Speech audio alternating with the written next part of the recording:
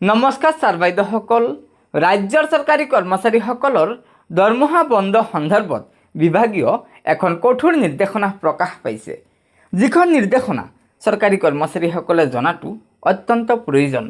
হয়, এয়া চাওক, এই নিৰ্দেশনাখনৰ জৰিয়তে জনাইছে যে বাৰম্বাৰ নিৰ্দেশ দিয়াৰ পিছতো শিক্ষা হেতু পৰ্টেলত বহুতো বিদ্যালয়ে নিজৰ প্ৰফাইল নৱীকৰণ অৰ্থাৎ প্ৰফাইল আপডেশ্যন সম্পূৰ্ণ কৰা নাই, যাৰ ফলত বিভাগীয় সামগ্ৰিক কাম কাজত বিৰূপ প্ৰভাৱ পৰিছে।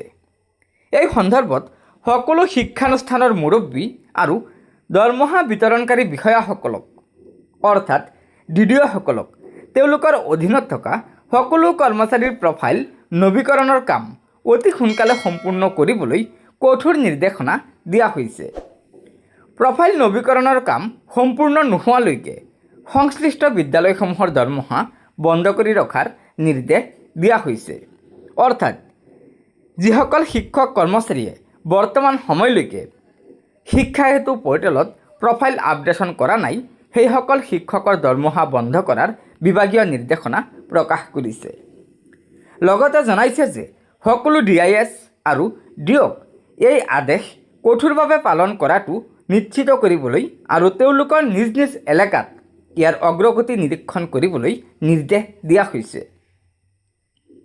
এই ক্ষেত্ৰত যিকোনো ধৰণৰ বিলম্ব বা অৱহেলাক গুৰুত্ব সহকাৰে লোৱা হ'ব আৰু সেই অনুসৰি প্ৰয়োজনীয় ব্যৱস্থা গ্ৰহণ কৰা হ'ব।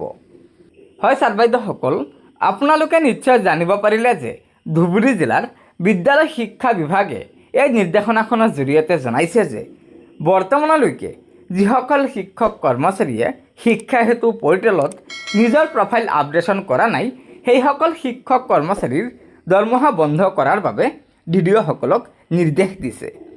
গতিকে এয়া নিশ্চয় শিক্ষক কৰ্মচাৰীসকলৰ বাবে এটি কঠোৰ নিৰ্দেশনা হয়।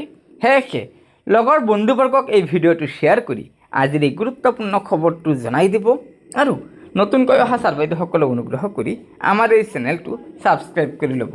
ধন্যবাদ। জয় আই অসম।